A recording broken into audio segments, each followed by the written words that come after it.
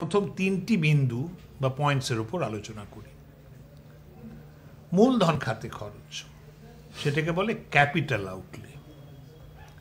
পশ্চিমবঙ্গ সরকারের বাজেট যদি দেখেন, দেখবেন ক্যাপিটাল এক্সপেন্ডিচার বলে, ওরা আউটলে বলে না। ধার দিয়েছে কোনো কাউকে, সেটাকেও দেখাচ্ছে ক্যাপিটাল এক্সপেন্ডিচার। কিন্তু আমরা ক্যাপিটাল আউটলের তফাৎ করি। ক্যাপিটাল আউটলে হচ্ছে যেটা সেচ ব্যবস্থার উপর খরচা করলেন কিংবা রাস্তার উপর খরচা করলেন, সেটা হচ্ছে ক্যাপিটাল আউটলে। তো মূলধন খাতে খরচা অর্থাৎ ক্যাপিটাল আউটলে 2020-21-এ 31,000 কোটি টাকার মতো, 31,047 কোটি টাকা। ওইটা ছিল বাজেট এস্টিমেটে। এইটাকে আবার বলে যে ওই খরগোশের ছানা দেখানোর মতো। বাজেটে নম্বর ভালো থাকে, চমৎকার। কত? 31,047 কোটি টাকা। তো বাজেট এস্টিমেটের পরে কি আসে? নভেম্বর ডিসেম্বর মাসে আসে সাপ্লিমেন্টারি ডিমান্ড ফর গ্রান্টস, তখন রিভাইজড এস্টিমেট হয়। তো 31,047 কোটি টাকা নেমে রিভাইজড এস্টিমেটে হয়ে গিয়েছিল 14,058 কোটি টাকা। আর সেটা অ্যাকচুয়ালি কত হলো? অ্যাকচুয়ালি হয়ে গেল সেটা আরও কমে, অ্যাকচুয়াল তো এখনো আসেনি, সরি ভুল বলেছি, 19 কোটিতে দেখতে পারেন। 19 কোটিতে বাজেট এস্টিমেট থেকে রিভাইজড এস্টিমেটে কমেছে, আবার রিভাইজড এস্টিমেট থেকে অ্যাকচুয়ালি আরও কমে গেছে। তো 2021-22-এর যে বাজেট এস্টিমেটে 32,774 কোটি টাকা আছে, সেটা বছরের শেষে কোথায় দাঁড়াবে কেউ জানে না। আমার কেমন ধারণা আবার আমাদের হবে যে বাজেটে খুব ভালো নম্বর ছিল, রিভাইজড এস্টিমেটে কমে গেল, অ্যাকচুয়ালি আরও কমে গেল।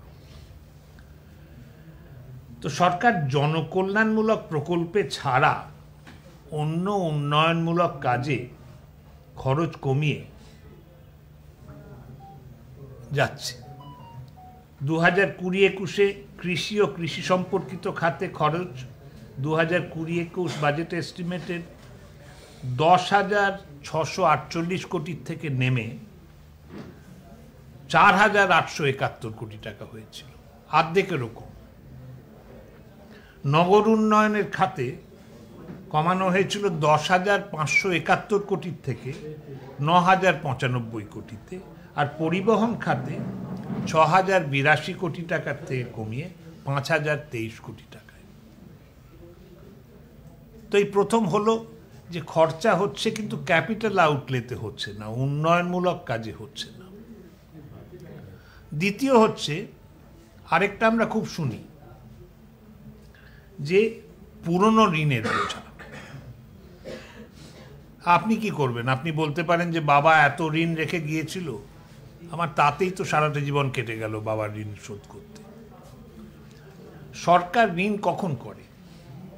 সরকার ঋণ করে, দেনা নেয়, যখন যে খরচা হচ্ছে রাজস্ব খাতে খরচ অর্থাৎ রেভিনিউ এক্সপেন্ডিচার। কিসে? সেটা হচ্ছে যেমন কর্মচারীদের বেতন দিতে হবে, পেনশন দিতে হবে, প্রশাসনিক ব্যয় অর্থাৎ অ্যাডমিনিস্ট্রেটিভ খরচ আছে, মূলধনী ব্যয় আছে, ঋণের ওপর সুদ আছে, আর ঋণ পরিশোধ করতে হবে, এর জন্য টাকা ধার নিতে হয়। তো শুধু ঋণ পরিশোধ করার জন্য যদি আপনি ধার নেন, তাতে কোনো ক্ষতি নেই, কারণ আপনার আগেও 100 টাকা ধার ছিল, আপনি জগাইয়ের কাছ থেকে নিয়েছিলেন, তারপর মাধায়ের কাছ থেকে 100 টাকা নিয়ে জগাইকে দিয়ে দিলেন, আপনার ঋণ তো 100 টাকাই রয়ে গেল, ওতে কোনো ক্ষতি নেই। বারে যদি মাধায়ের কাছ থেকে 150 টাকা নিয়ে আপনি খালি জগাইকে 100 টাকা দেন, তো ঋণ, নতুন ঋণ যদি পরিশোধের থেকে বেশি হয় তাইলেই ঋণ বাড়ে। তো তার জন্য কত ঋণ নিল আর কত ঋণ পরিশোধ করলো, এর যে তফাৎটা, এটি হচ্ছে ফিসক্যাল ডেফিসিট। আপনারা তো ফিসক্যাল ডেফিসিট সবাই জানেন, সেটা হচ্ছে রাজস্বিক ঘাটতি। আমাদের সরকার অনেক সময় বলে যে কি করব, এইসব সমস্যা তো আমরা লেগেছি, আগের সরকার এত ধার নিয়েছে, আর ওই ধার শুধু পরিশোধ না, ধার নিয়েছে তো ধারের সুদও তো দিতে হবে। ওই সুদও রয়েছে। বাহ, ভালো কথা। তো পুরনো ঋণের বোঝা আর ওই ঋণের ওপর যে সুদ, ওটা বাদ দেওয়া যাক, যে ঠিক আছে ভুলে যাই যে আমাদের কোনো ঋণ রয়েছে। তো আগেই বলেছি যে পুরনো ঋণ শোধ করার জন্য নতুন ঋণ নিলে ফিসক্যাল ডেফিসিট হয় না। সুতরাং কি বাদ দিতে হবে? দিতে হবে খালি সুদ। সুদটা বাদ দিয়ে দিন ফিসক্যাল ডেফিসিট থেকে। এর জন্য একটা পরিমাপ আছে। এর পরিমাপটাকে কি বলে? Primary deficit. আমার এটার বাংলা করতে খুব ভয় লাগে, কারণ আরও বাংলা নবিশ রয়েছেন, ওরা বলবে এর থেকে ভালো কিছু হতে পারে। কিন্তু প্রাইমারি ডেফিসিটের মোটামুটি অনুবাদ করতে বলা যায় প্রাথমিক ঘাটতি। প্রাথমিক ঘাটতিটা কি? ফিসক্যাল ডেফিসিট থেকে খালি সুদটা সরিয়ে দিন, তাহলেই প্রাথমিক ঘাটতি পাওয়া যাবে। তো কোনো ঋণের বোঝা ছাড়া যদি সরকার জীবন শুরু করে, তাহলে কি বোঝা যাবে? আপনার পিতৃঋণ যেটা ছিল সেটা মাফ করে দিলাম, নতুন জীবন শুরু করুন। তাহলে সুদের কথা তো আপনি বলতে পারবেন না, যা সুদ দিতে হচ্ছে, খালি খরচা। তো পশ্চিমবঙ্গের সরকারের উৎকণ্ঠার কারণ হচ্ছে প্রাইমারি ডেফিসিট আছে এবং বেড়ে যাচ্ছে। তার মানে ওরা যে বলবেন যে সুদের জন্য গন্ডগোল হচ্ছে, তা সত্যি নয়। তো আরবিআইয়ের পরিসংখ্যান অনুযায়ী জিএসডিপির অনুপাতে পশ্চিমবঙ্গের প্রাইমারি ডেফিসিট 2019-20 ছিল 0.4%, 0.4%। 2020-21 সেটা দাঁড়িয়েছে 1.4%, 1.4%। এবং 2021-22 সেটা দাঁড়িয়েছে 1.9%। তাহলে প্রাইমারি ডেফিসিট খালি বেড়ে যাচ্ছে। তো কি হলো তার মানে? দাঁড়ালো হচ্ছে যে পুরনো ঋণ যদি মকুব করে দেওয়া যায়, বলা যায় তোমাদের সুদ দিতে হবে না আর কোনো ঋণের উপর, তাহলে পশ্চিমবঙ্গে যে নীতি অনুসরণ করছে তাতে আবার ঋণের বোঝা তৈরি হবে। আমরা যে তিমিরে সেই তিমিরেই রয়ে যাব। আর মজাটা হচ্ছে, আপনারা যদি দেখেন যে West Bengal fiscal responsibility and budget management act of 2010, তাতে লেখা ছিল যে একটি পাবলিক এক্সপেন্ডিচার রিভিউ কমিটি তৈরি হবে, আর সরকারের রাজস্বিক বিত্ত পরিস্থিতির পরিমাপের জন্য প্রাইমারি ডেফিসিট এর একটা পরিসংখ্যান দেওয়া হবে। তো রিভিউ কমিটির কথা ছেড়ে দিন, আমি খুঁজলাম বাজেট ডকুমেন্টটা, আমার ভুল হয়ে গিয়ে থাকতে পারে, আমি তো ভুল করি অনেক সময়। আমি প্রাইমারি ডেফিসিট কথাটা খুঁজে পেলাম না কোথাও বাজেটের মধ্যে। আপনারা যদি ওর সন্ধান পান আমায় জানাবেন। Missing in action report, primary deficit. সরকার এটা বলতে চাইছে না কেন? খুঁজে না পেয়ে আমার একটু সন্দেহ হয়েছে যে হয়তো সরকার এই তথ্যটি আপনাদের এবং আমাদের কাছ থেকে গোপন রাখতে চায়। তো সরকারকে জিজ্ঞেস করবেন, তোমাদের প্রাইমারি ডেফিসিট কত? সুদ মকুব করলেও কি পারবে? তৃতীয়, যে রাজস্বিক ঘাটতি বা ফিসক্যাল ডেফিসিট, আপনি জানেন আমি অনেক রাজ্যের ওপর কাজ করেছি। এই রোগ শুধু আমাদের নয়, সবার রয়েছে। তো এখন রোগের তাহলে কি করতে হবে? একটা কম্প্যারিজন করতে হবে। আপনার জ্বর কত, আমার জ্বর কত, কার জ্বর কত, টেম্পারেচার, সেটা দেখতে হবে। তো সেটা দেখতে হবে যে ফিসক্যাল ডেফিসিট কি প্রদেশগুলোর কমছে, বাড়ছে, কোন রেটে বাড়ছে। তা আমি দেখছিলাম যে পশ্চিমবঙ্গের ফিসক্যাল ডেফিসিট তো 2019-20 ছিল 36,831 কোটি টাকা। 2021 রিভাইজড এস্টিমেটে সেটা বেড়ে হয়েছে 52,350 কোটি টাকা।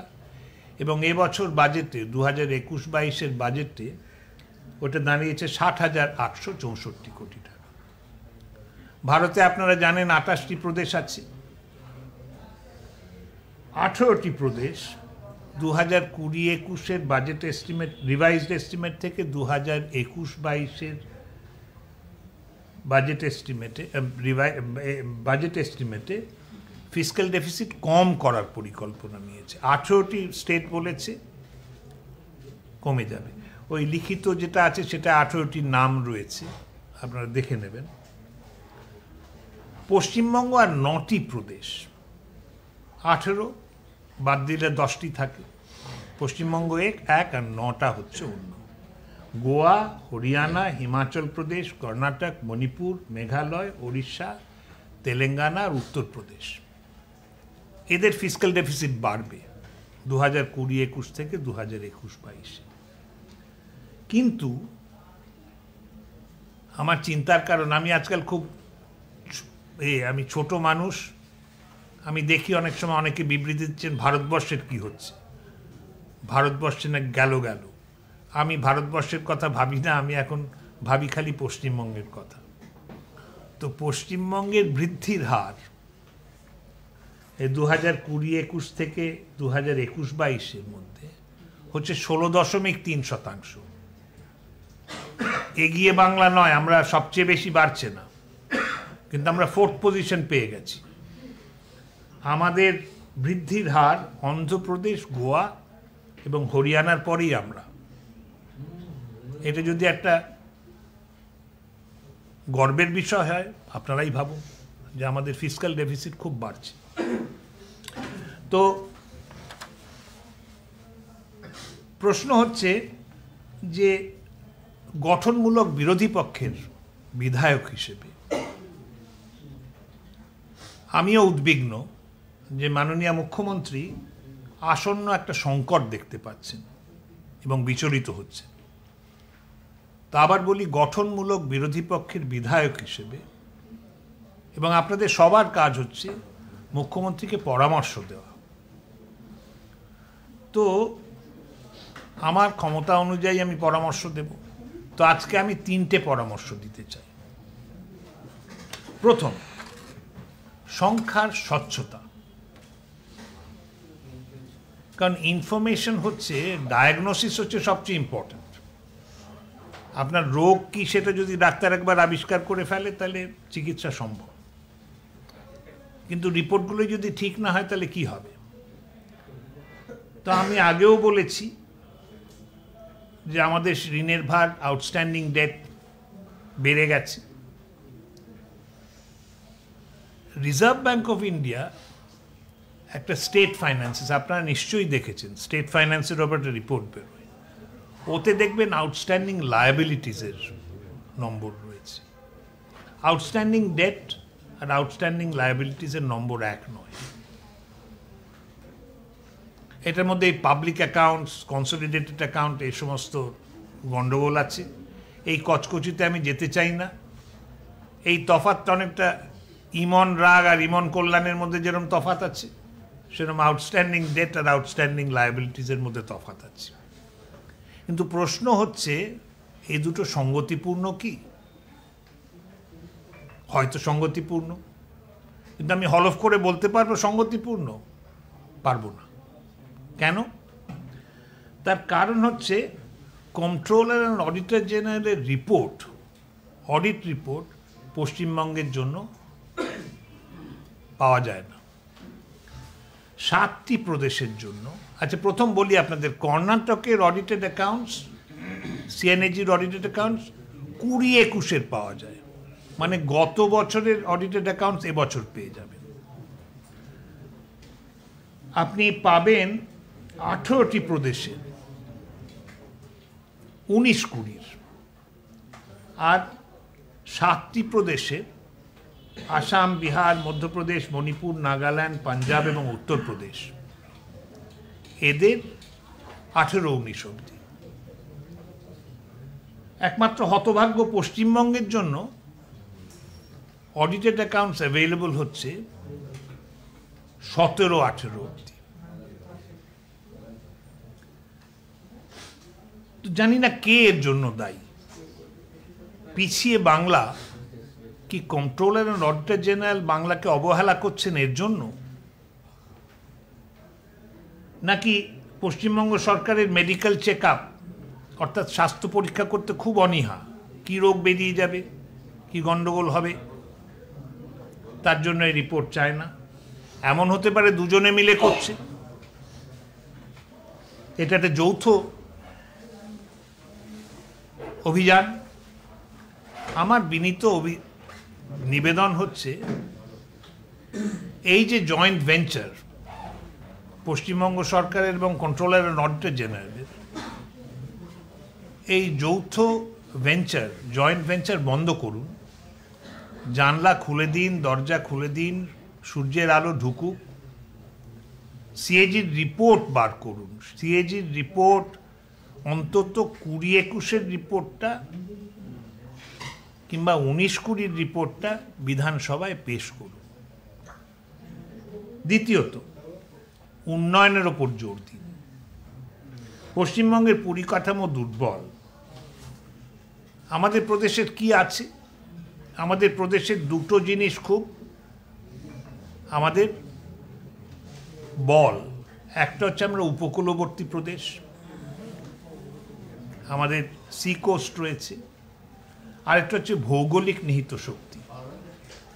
আমাদের উত্তরে রয়েছে নেপাল, ভুটান, উত্তর পূর্বের প্রদেশগুলো রয়েছে, বাংলাদেশ রয়েছে। তো এই নিহিত শক্তি উন্মোচন করার জন্য অবিলম্বে প্রয়োজন যেটা, সেটা হচ্ছে একটা গভীর সমুদ্রের বন্দর। আরেকটি হচ্ছে দক্ষিণবঙ্গ থেকে শুধু উত্তরবঙ্গের সঙ্গে নয়, এমনকি নেপাল, ভুটান এবং আমাদের উত্তর পূর্ব জায়গার প্রদেশগুলির সঙ্গে একটা নিরবচ্ছিন্ন মানে একটা রাস্তা যখন বানাচ্ছেন, একটা নদী আছে, খালি ব্রিজটা বানাননি, তাহলে তো রাস্তা কমপ্লিট হলো না। রাস্তা কমপ্লিট তখনই হবে যখন পুরো রাস্তাটা আপনার তৈরি হয়ে যাবে।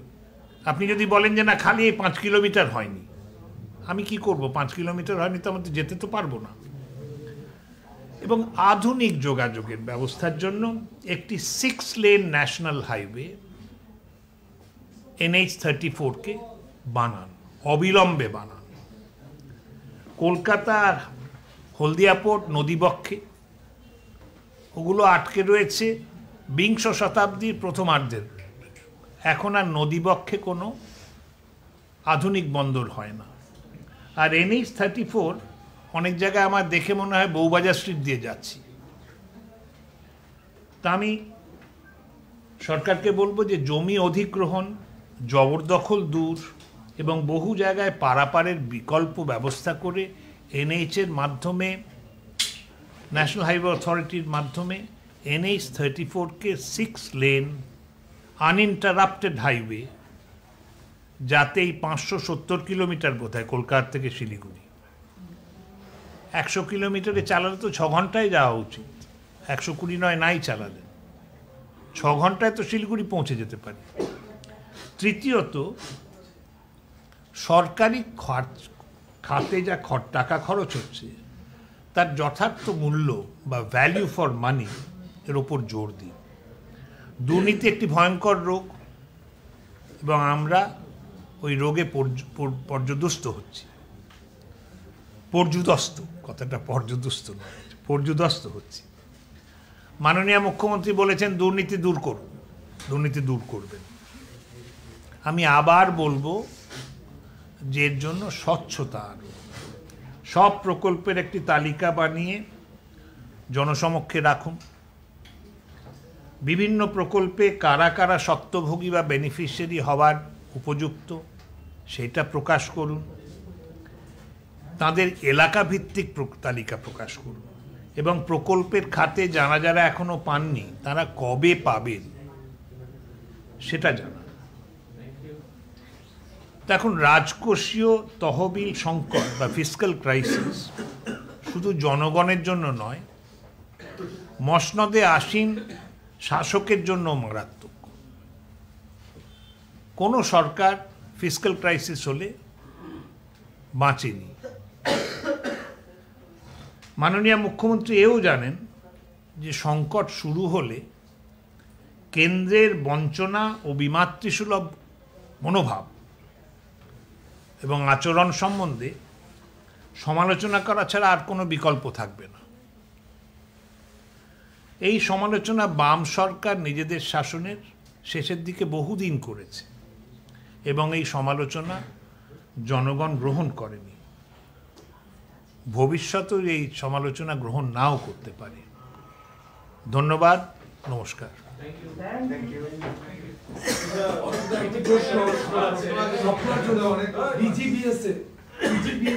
প্রধানমন্ত্রী আমন্ত্রিত এবং সেখানে কি নতুন কোন দিশা আপনি দেখতে পাচ্ছেন যে আদৌ বিশ্ব বাংলা বাণিজ্য সম্মেলন প্রধানমন্ত্রী, কেন্দ্রীয় সরকার, রাজ্য সরকার যৌথ উপস্থিতিতে আপনি যে বাতাস ঢোকার কথা বলছিলেন, বিনিয়োগ বাড়বে? দেখুন, আমি মনে করি আমি নিজে খুব প্র্যাকটিক্যাল। আপনি ব্যবসায়ীদের খুব ভালো দই মাছ, ইলিশ মাছের সর্ষে বাটা সব খাওয়াতে পারেন। ব্যবসায়ীরা পয়সার জন্য আসে। রাজ্যে যদি পয়সা বানানো যায়, ব্যবসা করে মুনাফা করা যায়, তাইলে ওরা আসবে। সম্মেলন, পার্টি, সভা করে ওটা হবে না। আমার ধারণা যেখানেই দেখবেন আপনি ব্যবসা গেছে, পরিকাঠামো খুব শক্তিশালী ছিল।